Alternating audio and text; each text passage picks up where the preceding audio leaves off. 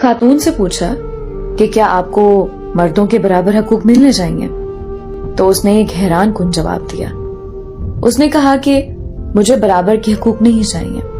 मैंने तफसील चाही तो उसने कुछ यूं बयान किया, मेरा जायदाद में बाप की तरफ से हिस्सा है, भाई की तरफ से हिस्सा है, बेटे की तरफ से हिस्सा है, खामद की तरफ से हिस्सा है। जब मैं मर्दों के बराबर आ जाऊंगी तो मैं इन हकूक से महरूम हो जाऊंगी। मैं किसी जगह जॉब करती हूं तो मुझे जॉब में सहूलत दी जाती है, बराबर के हकूक में मेरा नुकसान ज्यादा है।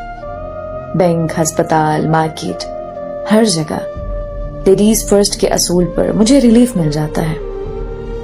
मैं अब्बू से मिलने जाऊं तो वो खड़े होकर मिलते हैं और भाई को बैठे बैठे सलाम कर लेते हैं। हम शहर से बाहर कहीं जाएं तो मैंने और बेटी ने अपना अपना हैंड बैग पकड़ना होता है और बस बाकी सामान बेटे जाने और उनके पापा। एक बार रास्ते में गाड़ी रुक गई थी तो मुझे स्टीयरिंग थमाकर बेटे और मियां ने धक्का लगाया। बराबर के हकूक होते तो मुझे भी धक्का लगाना पड़ता। सभी बड़े और भारी काम खुद ब खुद मर्दों पर जा पड़ते हैं। मुझे कभी बिल अदा करने नहीं जाना पड़ता, कभी पेंट वाले के पीछे नहीं दौड़ना पड़ता, कभी इलेक्ट्रिशियन के साथ दिमाग खपाई नहीं करनी पड़ती। कमाने की जिम्मेदारी कभी मेरी नहीं रही। मियां ने कमाने के लिए निकलना ही निकलना है।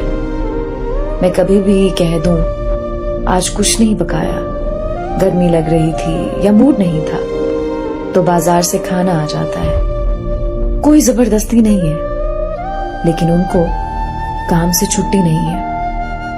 मियां की इनकम पर मुझे हक हासिल है, मेरी इनकम पर सिर्फ मेरा लिबास उनसे महंगा होता है, मेरे जूते कपड़ों की तादाद उनसे ज्यादा है। ऐसे बेशुमार फायदे मुझे हासिल हैं। मैं बराबर के हकूक लेकर घाटी का सौदा करूंगी, इतनी पागल लगती हूँ क्या?